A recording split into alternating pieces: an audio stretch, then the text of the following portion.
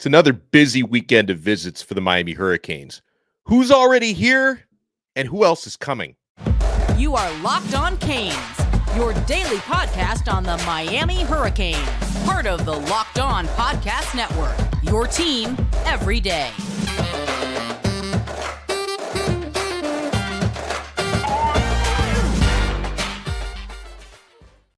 Happy Friday, and thank you for joining us for a live happy hour edition of Locked On Canes. I am Alex Donno. I'm a University of Miami alumnus, longtime South Florida sports radio vet, and contributor to allhurricanes.com.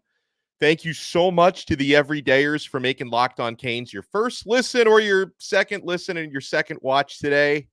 Happy to see some of you got off work a little early today so you can watch and listen. We are available free wherever you get your podcasts. We're available free on YouTube, and we're part of the awesome Locked On Podcast Network. Your team every day. Today's episode is brought to you by FanDuel.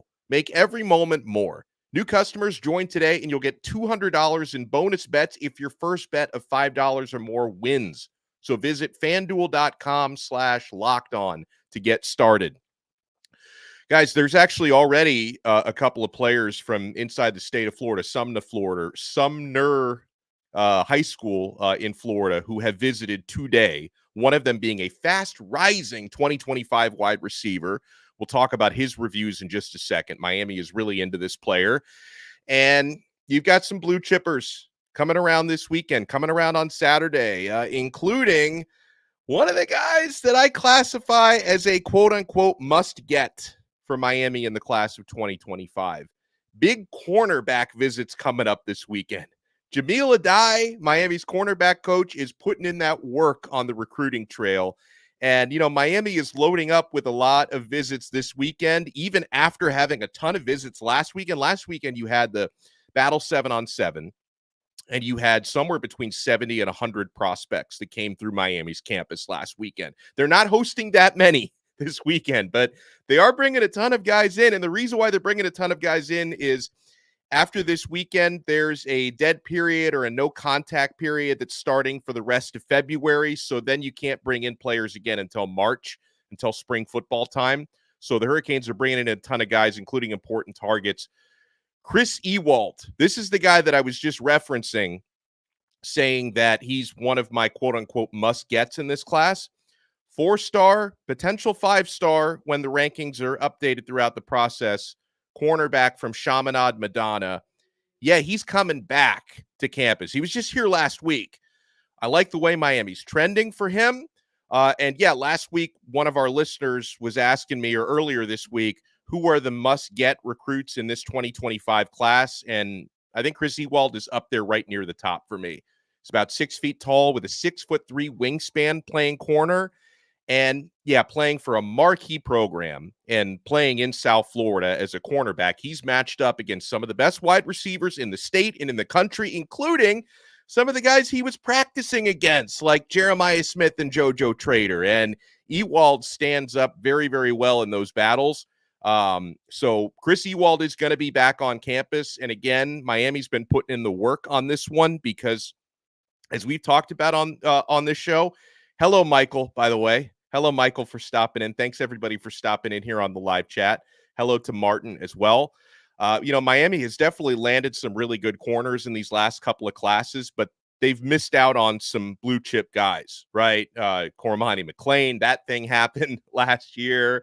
You know, you tried to flip Ellis Robinson. That one didn't work out for you. And Chris Ewald is a guy that he's right in your backyard in South Florida. I know you don't land every Chaminade player because you lost out on Jeremiah Smith in this cycle, but you did land a couple of his teammates, and hopefully having Josiah Trader on the roster now at Miami and having Zaquan Patterson, these guys are both enrolled early, that, you know, they can help sway their teammate and their friend Chris Ewald, because this is an excellent, excellent cornerback.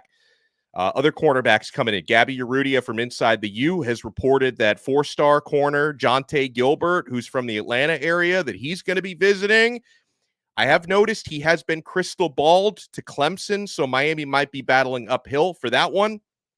Gabby also reported that Jermichael Gilbert, who's an interesting player to me from St. Francis Academy, that's a powerhouse school in Baltimore, is going to be here visiting.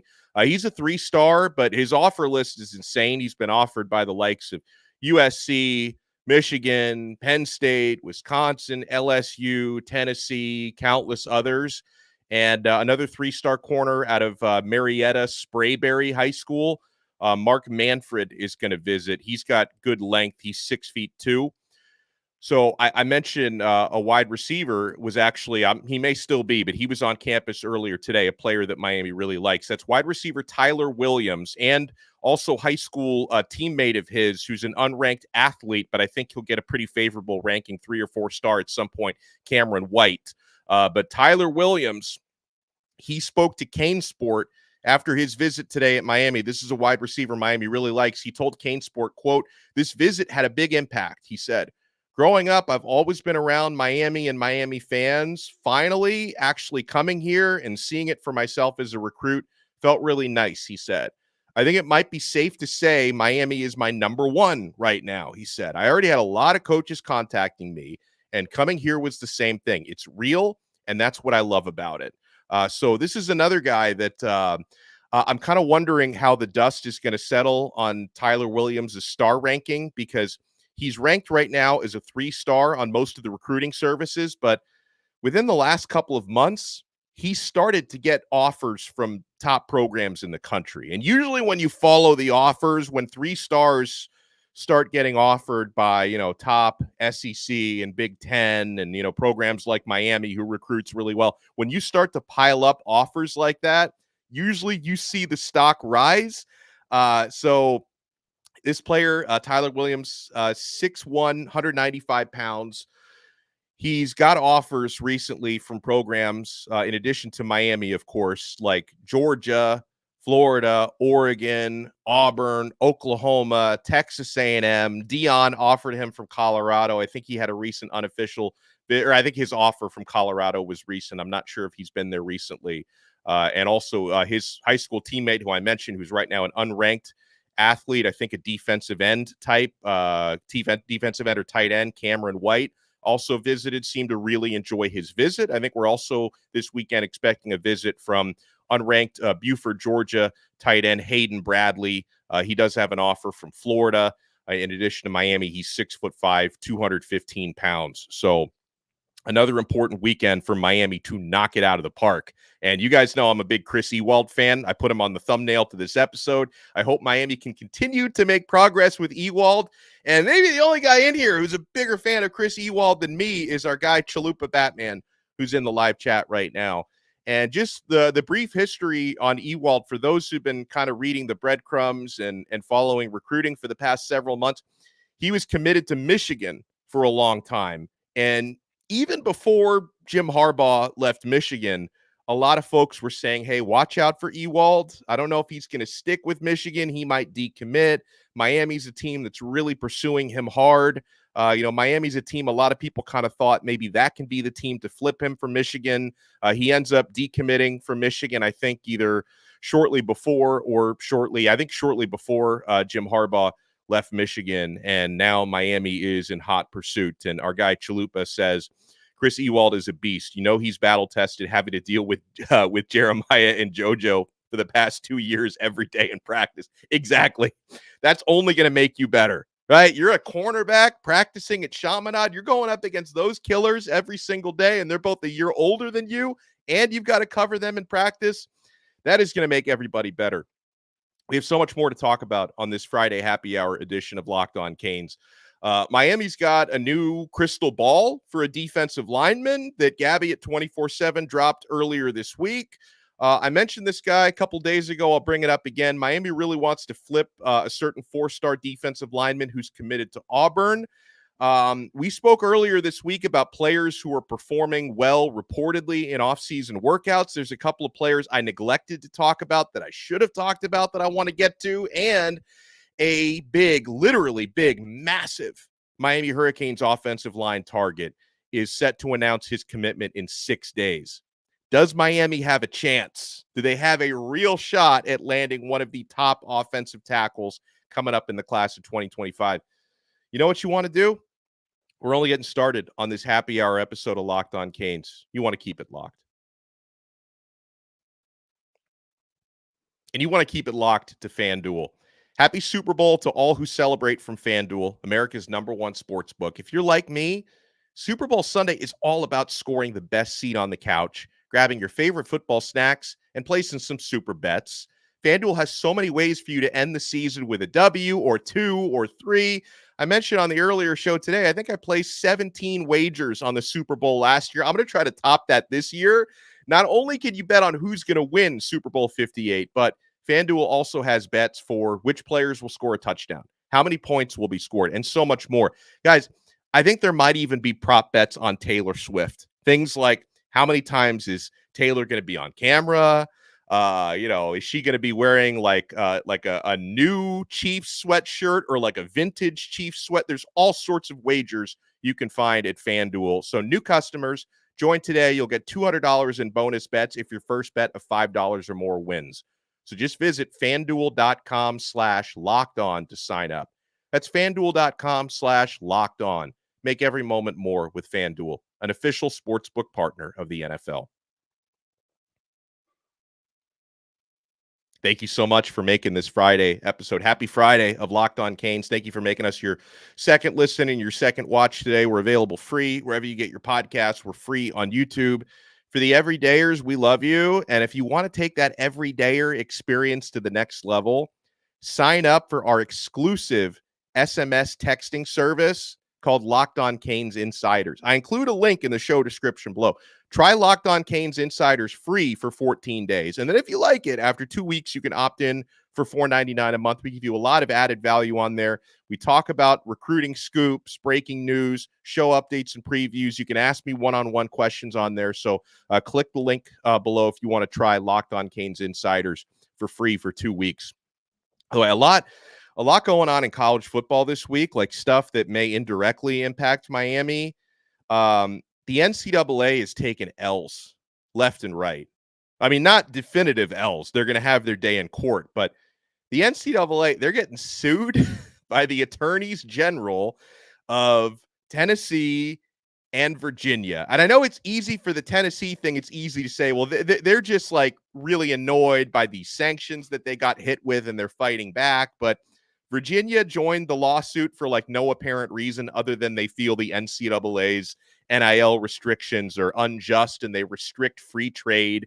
So the NCAA is getting sued by 2 out of 50 states. We'll see if the other 48 join in the fun there.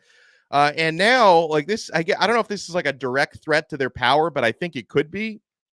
We got the news today that the 2 super conferences, the SEC and the Big Ten, are forming this joint advisory committee. And now they claim, hey, we just want to help our student athletes navigate these unique situations that they have being a part of these mega conferences. We all know what's happening. We all know what this is the first step of. The SEC and the Big Ten forming an alliance, forming an advisory committee. This is the first step of them either severely challenging the NCAA's power to try to neuter the NCAA or getting the hell out, do their own thing, right? Why would we stay with this group that's just after power and money when we can go after our own power and money?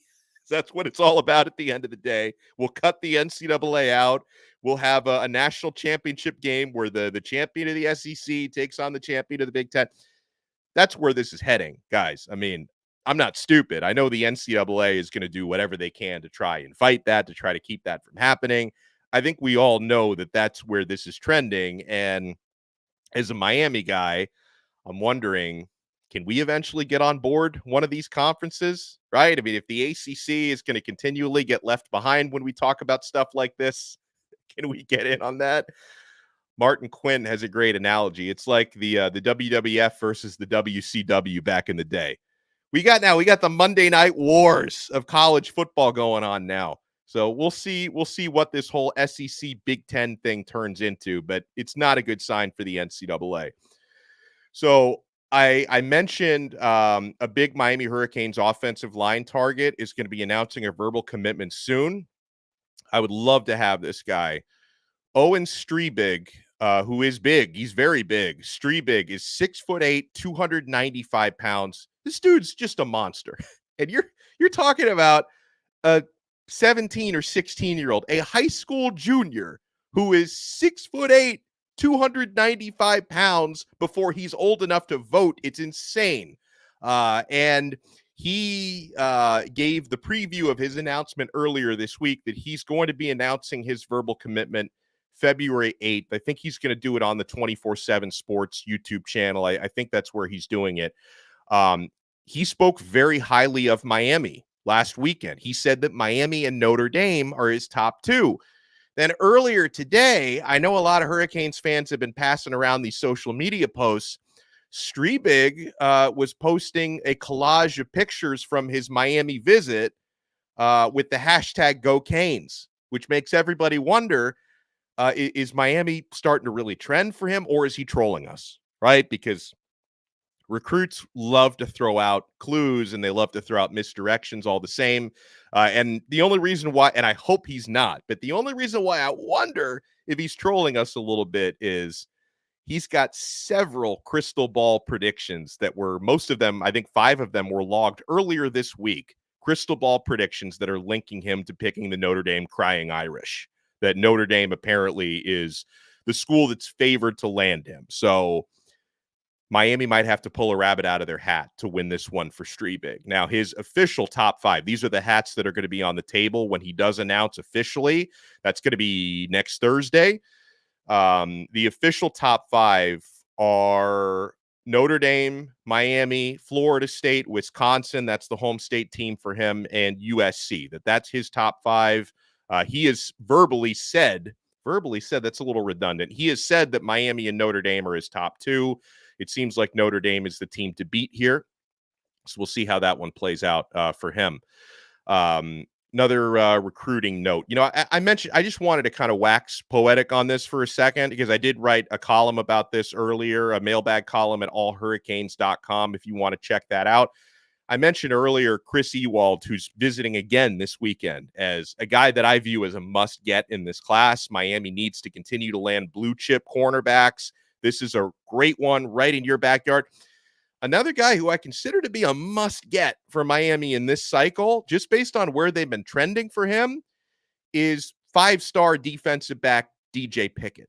Now, usually, year over year, when I talk about must-get guys, usually I reserve that tag for South Florida kids, right? Kids from the area, because the importance of keeping guys home, the importance of building pipelines to the local high schools, the importance of turning the hometown kids into ambassadors for other hometown kids. DJ Pickett doesn't technically meet that criteria. He's not a South Florida. I mean, some people may say Tampa is South Florida. We talk about Dade Broward and Palm Beach. He's from the Tampa area, Zephyr Hills High School in the Tampa area, but still, I'm going to adopt DJ Pickett as an unofficial hometown kid because he's Uncle Booker Pickett Sr. played at Miami. Cousin Booker Pickett Jr. is going to play at Miami. He's a Miami signee in the class of 2024. His younger cousin, Cannon Pickett, not a commit yet, but Miami's really trying to land him in the class of 2026, and I like the way Miami stands for Cannon. And so DJ Pickett, top player in the state, best player in the state of Florida, in my opinion. He's got all the family ties to Miami. In fact, when he was down visiting Battle 7-on-7 and he visited campus, had a bunch of family members with him, all decked out in U gear. It seemed like they were enjoying their time. So based on the way Miami's been trending for him, you're talking about a guy who I believe is the best player in the entire state. He's got all the family ties. DJ Pickett is another one that I'm going to consider him a must-get guy in this class. Let's see, what other recruiting notes do we have? Miami, they're definitely going to be aiming for the stars in 2025 when it comes to wide receivers. I mean, we talked about Tyler Williams was on campus today, said it's safe to say Miami's now his number one. Miami has been putting in the work for 5-star wide receiver Jamie French out of Mandarin High School in Jacksonville. Now, Mandarin historically is usually, kind of semi 50-50 Gator country and Seminole country up there in Jacksonville. But, Miami did land his teammate Derek Plaz on the offensive line, who's very happy so far with Miami. And the Hurricanes are trying to land French, who's one of the top wide receivers in America. And, you guys know the story probably by now on French. He was committed to Alabama. Nick Saban retires. He decommits, reassesses his recruitment, and French has said that his top three are Miami, the good guys, Florida State, the whiners and criers, of course. They complain about everything. And Ohio State, that's his top three right now for Jamie French. Now, I thought it was interesting. If I'm going to kind of get some clues on this one, as we spoke earlier this week with Luke Nickel. He was on the show yesterday, Miami's 2025 committed quarterback. And when I asked Luke, some other class of 2025 guys he's kind of built a bond with and is developing a friendship with, one of the first guys, that he mentioned was Jamie French. And, he also mentioned another guy who's like a borderline must get, maybe a must get period, is Homestead receiver Cortez Mills, 4-star receiver. I really like him. Nickel also mentioned him. Vernell Brown from Orlando Jones is another player that he mentioned to keep an eye on when we're talking about really good blue chip wide receivers in the class. So Miami is really shooting for the stars there. All right, I want a couple notes on off-season workouts I want to get to. This is a good one from Pat Mack. He says, hey, is the Pickett family, are they going to be the new Blades family? I would love that. I would love for them to be the new Blades family or the new Bain family, right? Because the Bain family as well, it's another, let's build these family legacies at Miami. Let's go. You guys want to keep it locked right here. We are not done yet on this brand new episode of Locked On Canes.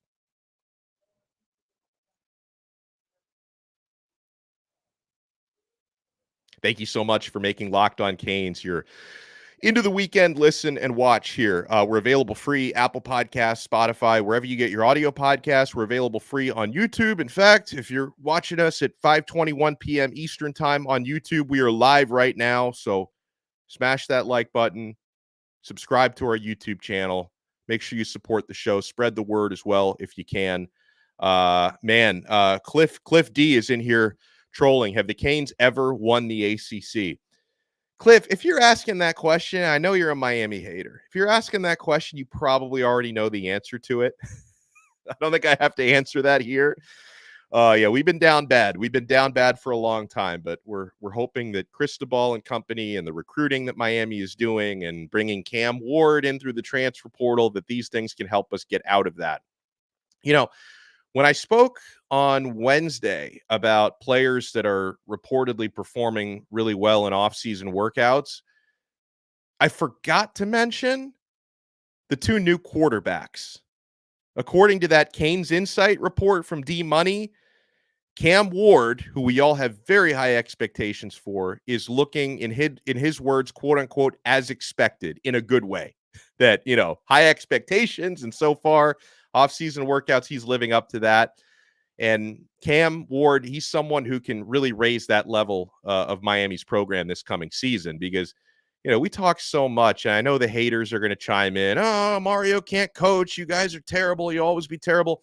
We talk so much about the disappointments from that 7-6 season that we just had. Let's not forget how much of that came from poor quarterback play and inconsistent quarterback play. Because, yes, Mario Cristobal obviously screwed up by not taking a knee. We all know that. We've covered it. However, let's remember, if Tyler Van Dyke hadn't thrown 3 interceptions in that game, the knee wouldn't have mattered because you wouldn't have needed to kneel down to secure that outcome. Other games, and listen, in some games, Van Dyke was great. Boston College game was excellent. He wasn't the reason why Miami lost the Louisville game. He was excellent in the Texas A&M game, but he had some dreadful clunker performances as well. So, when we think about how decisive the quarterback play was in so many of those games last year, if you can get consistency and electricity from Cam Ward, a lot of those problems can be fixed. I can't wait to see how Shannon Dawson adapts the offense for him. We've heard, and we talked about on the show, that Cam Ward reportedly, he wants more pro concepts in the offense, which will kind of help play up to his strengths and develop him more for the NFL. Shannon Dawson, very adaptable compared to a lot of the coaches who come out of that air raid coaching tree. Dawson is very adaptable to more pro concepts, more power running. So Cam Ward, I cannot wait to see him in person. Spring practice, spring game, it's going to be fantastic. The early reports on Reese Poffenbarger are also very positive. This is a guy who can compete with Jakari Brown and Emory Williams in the spring. if you watched our morning episode today, I was on with Liam Willerup from allhurricanes.com, my colleague.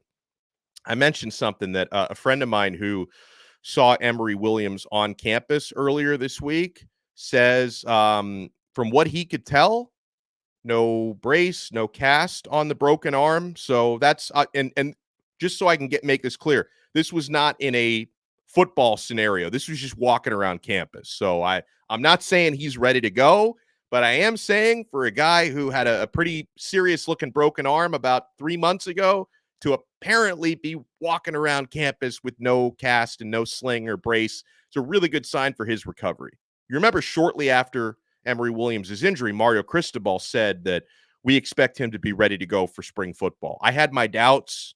I can still be skeptical about that, but if he's looking good walking around campus, that's a really good sign. And let's also remember it was the non-throwing arm. So the recovery from, a serious broken arm, if that was the right throwing arm, that would impact his timetable to be ready to play quarterback again a lot more than the non-throwing arm does. Thank you, by the way, Ham850, who says, hit the like button, guys. It's free. It's completely free. You'll pay nothing if you hit the like button. Pat Mack wants to know, when does spring ball start? First practice is on March 4th, not April 4th. March 4th is the first practice. They tend to go every other day. So like 3 practices per week. They do have a week off for spring break, which is near, I think it's like mid-March is spring break.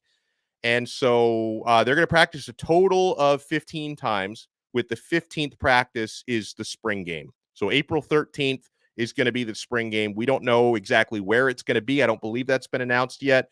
The last couple of years, it's been last year it was at the Drive Pink Stadium where Inter Miami plays. And then they used to do that game frequently at Lockhart Stadium. So I don't know if that's the plan again this year, or maybe they go to Hard Rock Stadium this year. But I do know the spring game, as it is every year, is going to be free and open to the public. You might have to to download like a ticket, but it'll be a free thing to get into the spring game. So hopefully you guys come out there. I'll definitely be out there.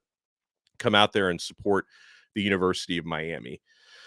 Oh, man, Miami, I think I mentioned this earlier this week. Miami is trying to flip an Auburn commitment, Malik Autry, top defensive lineman, 6'6", about 275, 280 pounds. Cristobal landed the helicopter at his school earlier this week. 6'6", 280, by the way, is his weight.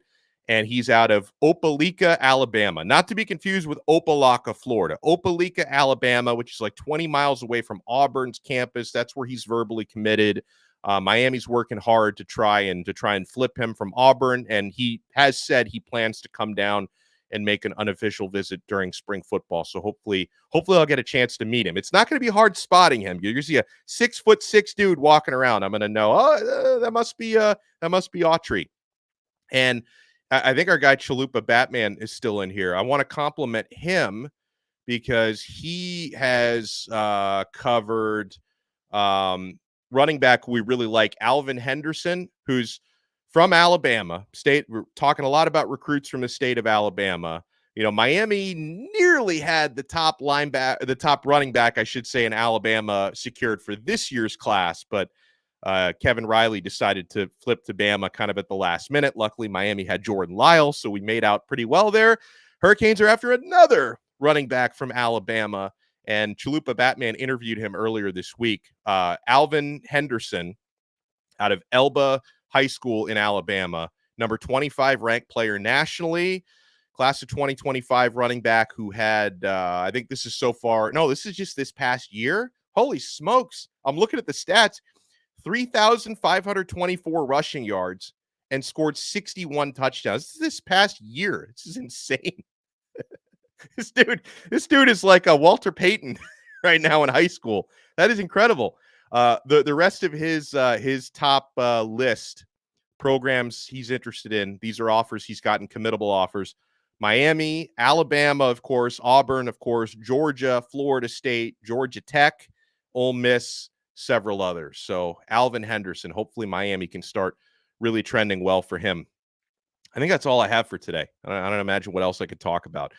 We'll see. I know we're definitely going to do some stuff on Sunday. By the way, I'm sweating in here because I got these lights shining on me. I don't know if the air conditioning is on, but I'm sweating like a perp in an interrogation room right now. I appreciate everybody for coming in, making Locked On Canes your first and second listen, first and second watch today. Guys, make sure you're supporting Locked On Sports today. The Locked On Network has launched the first ever 24/7 streaming sports YouTube channel. They're always talking about the biggest stories in sports on Locked On Sports Today. And it's on. You wake up at 3 a.m, Locked On Sports Today is on. 24/7 streaming national sports YouTube channel. They break down the national and the local stories. I turn up on there every now and then. So check out Locked On Sports Today. Yeah, Big Earl says, I read those stats. Can't be real. I thought those were his career stats. Like, I thought that was Alvin's career stats. 3,500 yards in one season? The dude's averaging like 350 yards per game. I got to double check that. Those might be his career stats, but if those are his single season stats, we've got the next Barry Sanders on our hands if we can land this guy. All right, so I appreciate everybody for coming in. Dexter Fountain, which sounds like a made-up name, but maybe it's not. Thank you. Like, we had one guy in here whose last name is Warholic. And I asked him, are you just addicted to Call of Duty, or is that your real? He says it's his real last name. So we got some great last names in here today. I appreciate everyone for making Locked On Canes your first and second listen today. We're definitely going to have an episode on Sunday. Might have an episode on Saturday. Kind of depends on how I'm feeling and depending on what's going on tomorrow. I got my son's got an electric guitar lesson in the morning, so he's going to blow my eardrums out with that. We'll talk to everyone again next time on another episode of Locked On Canes, part of the awesome Locked On Podcast Network. Your team every day.